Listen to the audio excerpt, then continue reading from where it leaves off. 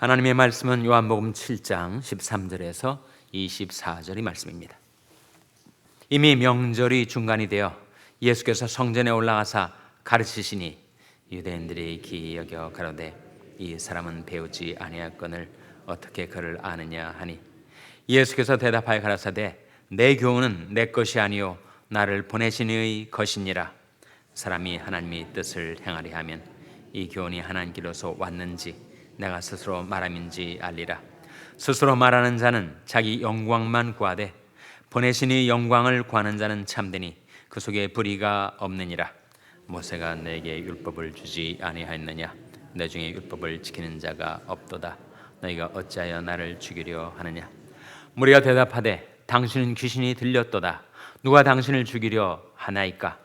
예수께서 대답하여 가라사대 내가 한 가지를 행하매 너희가 다 이를 인하여 괴히 여기는도다. 모세가 내게 할례를 주었으니 그러나 할례는 모세에게서 난 것이 아니요 조상들에게서 난 것이라.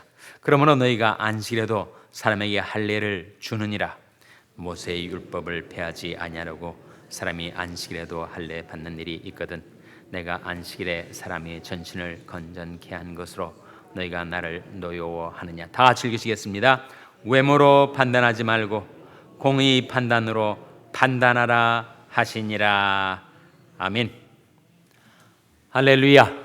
서로에게 평강의 복을 기원하는 마음으로 샬롬 인사 나누시기 바랍니다. 샬롬. 샬롬. 오늘도 수요 새벽 기도에 잘 나오셨습니다. 교회와 교회학교 이웃을 위한 중보기도 모임이 6시 50분부터 이어집니다. 오늘은 저녁 수요 예배가 있는 날인데 찬송을 통하여 기도하기를 원하시는 분들은 수요 예배에 나오시기를 바랍니다. 오늘 본 말씀 17절 말씀 같이 읽겠습니다. 요한복음 7장 17절 말씀 같이 읽겠습니다. 시작. 사람이 하나님의 뜻을 행하려 하면 이 교훈이 하나님께로서 왔는지 내가 스스로 말함인지 알리라. 사람이 하나님의 뜻을 행하려 하면 알리라 하는 말씀이죠. 우리는 하나님의 뜻을 찾아 살아가려고 합니다. 하나님의 뜻이면 내가 이것을 행하겠다. 하나님의 뜻대로 될 것이다. 하나님의 뜻을 우리는 귀중히 여기고 중시하며 하나님의 뜻을 따라 사는 길을 걸어가려고 애를 씁니다. 근데 하나님의 뜻을 분별하기가 쉽질 않아요. 과연 어떻게 하는 것이 하나님의 뜻일까? 하나님의 뜻을 찾아 오리무중을 헤맬 때가 우리에게 자주 있습니다. 그런데 어떻게 하면 하나님의 뜻을 분별할 수가 있는가? 하나님의 뜻을 분별할 수 있는 길을 여기에서 말씀해 주고 있는데 그것이 무엇입니까? 사람이 하나님의 뜻을 행하려 하면 알리라. 하나님의 뜻을 행할 마음이 없으면 하나님의 뜻은 정말 알기가 어렵게 된다 하는 거죠. 하나님의 뜻이야말로 우리를 향한 베스트입니다. 어떻게 알 수 있는가? 그러므로 형제들아 내가 하나님의 모든 자비하심으로 너희를 권하노니 너희 몸을 하나님이 기뻐하시는 거룩한 산제사로 드리라. 이는 너희들 영적 예배니라. 로마서 12장 1절 말씀 아닙니까? 바로 그 다음 말씀에 너는 이 세대를 본받지 말고 오직 마음을 새롭게 함으로 변화를 받아 하나님이 선하시고 기뻐하시고 온전하신 뜻이 무엇인지 분별하도록 하라. 왜 하나님의 뜻에 대한 세 가지 묘사가 나오지 않습니까? 하나님의 뜻은 어떤 뜻이라고요? 선하시고 기뻐하시고 온전하신 뜻입니다. 하나님의 뜻은 선하신 하나님께서 우리를 위하여 깨우쳐 주시는 뜻이니 그 뜻을 따라 살면 인간이 잘 되고 행복해집니다. 사람들이 그렇게 추구하는 웰빙이라는 것은 바로 우리가 선하신 하나님의 뜻을 따라 살 때 우리에게 주어지는 결과라 하는 거예요. 그래서 하나님의 뜻은 선하시고 하나님의 뜻이 선한 이유는 하나님의 선하심에서 나오는 거죠. 선하시고 기뻐하시고 우리가 그 뜻을 따라 행할 때 하나님이 그렇게 기뻐하신다는 거예요. 그리고 하나님의 뜻은 어떤 뜻이라고 했습니까? 온전하신 뜻. The perfect will of God. 하나님 뜻은 완전하신 뜻이에요. 그래서 그 하나님의 뜻이야말로 우리를 향한 최고, 최선, 최상인데 그 하나님의 뜻을 따라 행하려 할 때 우리에게 분별력이 주어진다. 하나님의 뜻을 행할 마음이 없으면 하나님의 뜻은 항상 저 멀리 있어서 우리가 도달할 수 없고 깨우쳐 알 수 없는 것처럼 보인다 하는 것입니다. 시편 111편 말씀에 그 계명을 지키는 자는 다 좋은 지각이 있나니 그런 말씀이 나와요. 그 계명을 지키는 자는 다 좋은 지각이 있다. 지각은 understanding, 깨달음을 말하는데 누구에게 그 지각, 분별력이 주어진다고요? 그 계명을 지키는 자. 우리에게는 여러 가지 어리석음, 혼란, 혼돈, 무분별 이런 것들이 우리 마음에 얽혀 있는데 우리가 하나님이 계명을 한 말씀 한 말씀 지켜 살 때마다 우리 지각이 열리고 밝아진다. 그런 말씀이죠. 그 계명을 지키는 자에게는 다 좋은 지각이 있다. 그래서 예수님이 지금 여기서 하시는 말씀이 사람이 하나님의 뜻을 행하려 할 때 그때 나의 이 교훈이 하나님께로서 왔는지 내가 스스로 말함인지 알리라. 하나님의 뜻을 행하며 살 때 우리가 하나님이 주시는 지각, 명철, 분별력을 갖게 되고 우리 하나님의 뜻을 구할 때 그 뜻을 따라 행할 의지가 있으면 마음이 있으면 그 뜻 분별이 그만큼 쉬워진다는 거죠. 내 시당초 마음속에 하나님의 뜻을 행할 마음이 별로 없어요. 그러면 하나님의 뜻은 언제까지나 깨달아 알 수 없는 그런 오리무중 가운데 있는 것처럼 생각이 된다 하는 거죠. 인간은 연약해서 하나님의 뜻을 실행하기가 쉽지 않습니다. 그래서 성경은 하나님의 뜻을 따라 행할 수 있는 하나님의 뜻을 실행하고 그 뜻에 순종하며 살 수 있는 원동력 세 가지를 우리에게 보여줘요. 첫째는 믿음, 둘째는 사랑, 셋째는 성령입니다. 디모데후서 1장에 나온 말씀인데 너는 그리스도 예수 안에 있는 믿음과 사랑으로서 내게 들은 바 바른 말을 본받아 지키고 우리 안에 거친 성령으로 말미암아 내게 부탁한 아름다운 것을 지키라. 그 말씀 속에 바로 믿음, 사랑, 성령이 나와요. 우리 믿음이 있으면 하나님의 뜻을 따라 살기가 쉽습니다. 믿음이 없으면 하나님의 뜻을 실행하기가 어려워지는 거죠.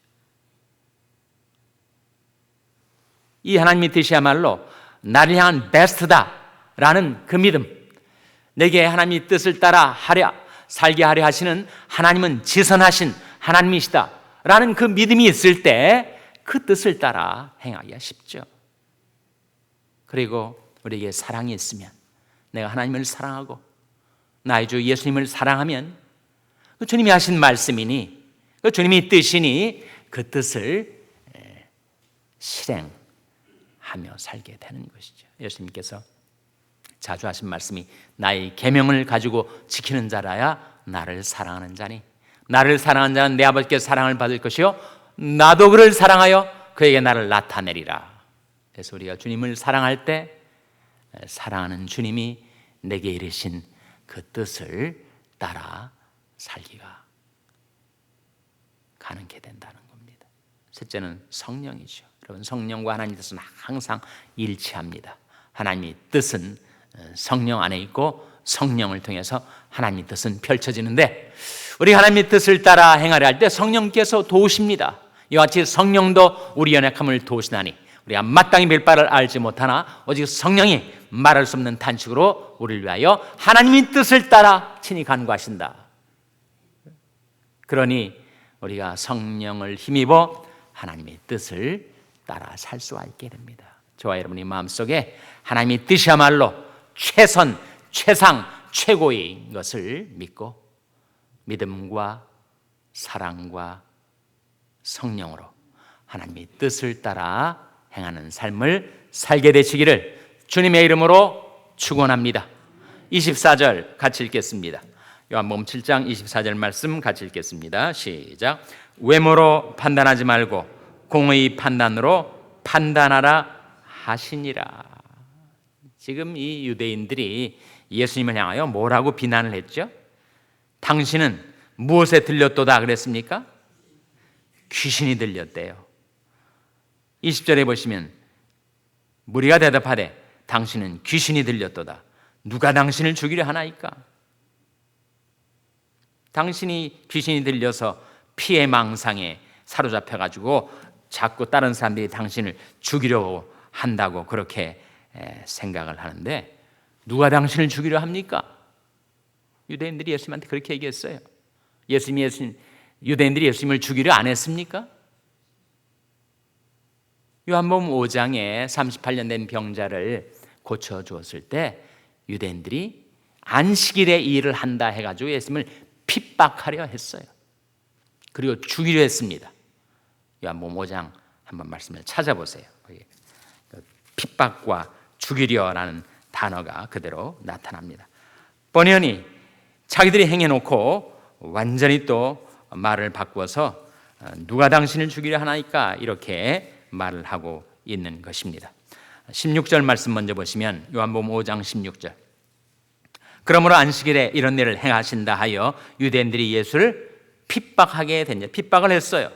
핍박할 뿐만 아니라 죽이려 했습니다. 18절에 보시면 요한복음 5장 18절에 유대인들이 이를 인하여 더욱 예수를 죽이고자 하니 자기들이 그렇게 했습니다. 그렇게 해놓고 이제는 전혀 그런 일이 없었다는 듯이 누가 당신을 죽이려 하나니까 당신이 그런 피해 망상증에 사로잡힌 것은 당신이 귀신이 들려 그런 것이 아니냐고 묻고 있는 것입니다. 그러니까 예수님 하나님의 아들 성령으로 충만하신 그 예수님을 귀신 들렸다고 비방할 수 있기도 하는 것이구나. 사람의 비난, 사람의 판단, 사람의 비방은 이렇게도 너무 엉뚱하고 이렇게도 악해질 수가 있는 것이구나. 여러분이 세상 사시다가 다른 사람이 여러분을 비방하고 오해하고 그리고 악한 소문을 퍼치고 할 때 너무 심각하게 여기지 마시라는 거예요. 예수님도 귀신 들렸다는 비방을 받았는데 하물 우리는 더 말할 나위 없는 거 아닙니까? 근데 예수님께서 거기에 대해서 정색을 하고 말씀하신 것입니다. 외모로 사람을 판단하지 말고 무엇으로 판단하라 하셨습니까? 공의 판단으로 판단하라. 다시 한번 24절에 외모로 판단하지 말고 공의 판단으로 판단하라 하시니라. 그러니까 예수님께서 가장 중요하게 여기신 가치 가운데 바로 공의가 있어요. 공의. 이 사람들은 율법을 가지고 예수님을 비난했지만 율법의 핵심이 뭐예요? 율법의 핵심이 뭡니까? 율법의 핵심 세 가지가 있지 않아요? 예수님께서 우리 이걸 가르쳐 주신 바가 있습니다. 율법의 가장 중요한 핵심, 율법의 가장 중요한 핵심 가치 세 가지 기억하십니까? 뭐죠? 바로 의와 인과 신 아닙니까? 한번 직접 찾아보세요. 마태복음 23장 23절입니다. 마태복음 23장 23절 말씀. 신약성경 39면 마태복음 23장 23절 말씀 같이 읽겠습니다. 시작. 화 있을진저 외식하는 서기관들과 바리새인들이여 너희가 박화와 회향과 근체의 11조를 들이되 율법에 더 중한 바 의와 인과 신은 버렸도다. 그러나 이것도 행하고 저것도 버리지 말아야 할지니라. 여기에 율법에 더 중한 바 세 가지를 말씀하셨어요. 뭐죠? 의와 인과 신입니다. 의는 뭐예요? 의는 바로 공의죠. 인은 무엇입니까? mercy, 인자, 긍휼, 자비를 가리킵니다. 신은 뭐죠? 신은 바로 믿음 아닙니까? 그러니까 율법을 통해서 하나님이 우리에게 인류에게 깨우쳐 주고자 하셨던 가장 중요한 세 가지 가치는 바로 의와 인과 신입니다. 구약 성경 속에서 사람아 주께서 선한 것이 무엇임을 내게 가르치셨나니 여호와께서 내게 구하시는 것이 오직 이 세 가지다. 지금 예수님이 말씀하신 의와 인과 신을 구약 성경 속에서는 뭐라고 미가 선지자가 하나님의 메시지를 받아 전했는가? 미가서 6장 8절 한번 보시기 바랍니다. 미가서 6장 8절. 미가서 6장 8절 말씀을 찾아서 같이 읽겠습니다. 미가서 6장 8절은 구약 성경 1296면 구약 성경 1296년 미가서 6장 8절입니다. 찾으셨습니까? 자, 같이 읽겠습니다. 시작. 사람아, 주께서 선한 것이 무엇임을 내게 보이셨나니 여호와께서 내게 구하시는 것이 오직 공의를 행하며 인자를 사랑하며 겸손히 내 하나님과 함께 행하는 것이 아니냐. 하나님께서 우리 인간에게 구하시는 것이 세 가지다. 첫째는 뭡니까? 공의를 행하며, 둘째는 인자를 사랑하며, 셋째는 겸손히 내 하나님과 함께 행하는 것. 예수님이 말씀하신 율법이 더 중요한 바 의와 인과 신에 관한 말씀과 이 미가서 말씀을 비교하면 우리가 깨닫게 되는 것이 있어요. 공의는 의를 가리키고, 그리고 인자는 인을 가리키고, 그렇지 않습니까? 공의는 의죠, 인자는 인이죠. 그 다음에 남아있는 하나가 뭡니까? 신은 바로 믿음인데, 믿음으로 산다는 것은 어떻게 산다는 거예요? 겸손히 내 하나님과 함께 행하는 것이다. 그걸 우리에게 가르쳐 주는 거예요. 믿음으로 산다는 것은 하나님이 능하신 손 아래서 겸손하고 그 인생, 그의 생활 속에서 늘 겸손히 하나님과 함께 행하는 것이 바로 믿음이다. 믿노라 하면서 자기 자신을 의지하고 교만해진다면 그건 믿음을 잃어버린 처사다. 믿는다는 것, 믿음으로 산다는 것은 겸손히 하나님과 함께 행하는 것.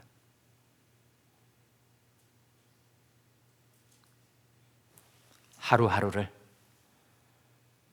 한 걸음 한 걸음을, 한순간 한순간을 하나님을 의지하면서 겸손히 살아가는 것이 믿음으로 사는 것이다.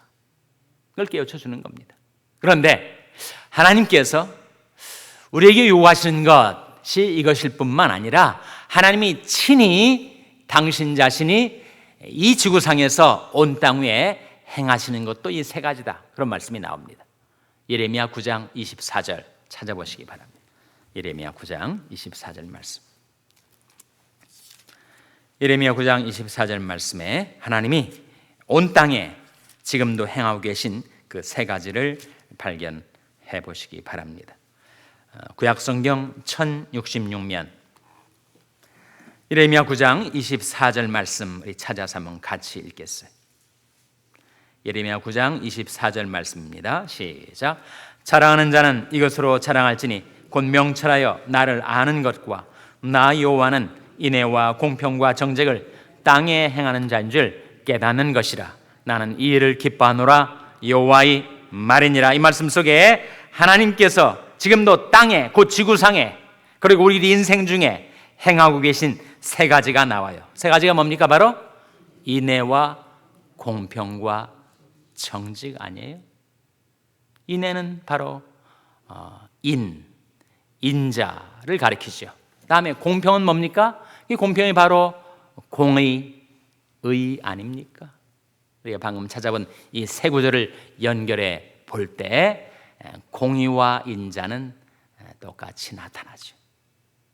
그런데 이 세 번째 해당되는 것이 이 세 구절에 각각 다른데, 예레미야 9장에서는 정직, 미가서에서는 겸손, 마태복음에서는 신, 그렇게 나오니 이 세 가지가 연결되어 있다는 거예요. 하나님은 지금도 온 지구상에, 그리고 우리 각자의 인생 속에 정직을 행하고 계시고, 사람이 정직을 행하며 살아간다는 것은 겸손히 하나님과 함께 행하는 것이고, 그것은 바로 믿음으로 살아가는 것이다 라고 하는 등식을 우리가 발견하게 되죠. 정말 저와 여러분은 우리가 믿음으로 살아가고 싶은데, 믿음으로 산다는 것은 생활 속에서 겸손히 하나님과 함께 하는 것이다, 그걸 깨우쳐 주는 것이고, 그리고 그렇게 살아가면 하나님께서 행하시는 정직을 우리도 행하며 살 수가 있다. 정직과 겸손과 믿음이 다 상통하는 것이다. 하나님께서 지금도 우리 앞서 행하시는 인애와 공평과 정직을 저와 여러분도 따라서 행하여 공의를 사랑하며 인자를 사랑하며 겸손히 하나님과 함께 믿음으로 살아가는 여러분 되시기를 주님의 이름으로 축원합니다. 기도하시겠습니다. 오늘 말씀 기억하며 하나님, 저희들이 하나님의 뜻을 구하고 행하고 저희들도 공의와 인자와 겸손을 행하며 살아가게 주시옵소서. 기도하시기 바랍니다. 우리 자녀들을 위해서 기도할 때 하나님, 저희 자녀들을 향하신 하나님의 선하신 뜻을 깨우쳐 주시고 그 뜻을 따라 살아가는 저희 자녀들 되게 해달라고 기도하시기 바랍니다. 병성에 약한 지체들을 위해서 기도해 주시길 바랍니다. 주님께서 긍휼과 권능의 손으로 치료해 주시고 구원해 달라고 기도해 주시기 바랍니다. 우리 샬롬교회를 위해서 기도할 때 하나님, 저희 샬롬교회가 인애와 공평과 정직을 땅에 행하시는 하나님을 따라 살아가는 교회가 되게 해달라고 기도해 주시기 바랍니다. 여러분의 생업을 위해서 기도하시고 과테말라 하덕신 선교사님을 위해서 기도해 주시기 바랍니다. 코로나 바이러스를 성령의 불담으로 지켜주셔서 하나님의 백성들의 건강과 안전을 돌봐 주시옵소서 위하여 기도해 주시기 바랍니다. 하나님이 아침에 하나님 앞에 나온 죄들을 성령으로 충만케 하여 주시옵소서. 이런 제목들로 우리 합심해서 기도하겠습니다.